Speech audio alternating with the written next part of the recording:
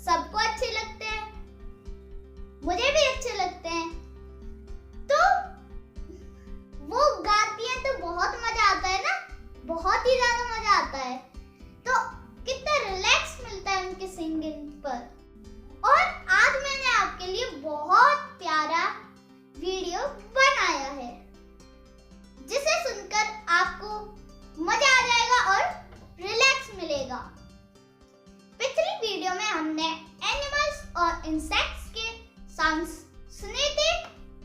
इस वीडियो में हम बर्ड्स के साउंड्स सुनेंगे। बर्ड्स के साउंड्स के नेम और उनके नाम जानेंगे। इस वीडियो में आपको ऐसे बर्ड्स मिलेंगे, हो सकता है आपको ना पता हो। तो ये वीडियो बहुत इंटरेस्टिंग होने वाली है। तो आइए बर्ड सेंचुरी की सैर पर चलते हैं। तो आइए चलते हैं।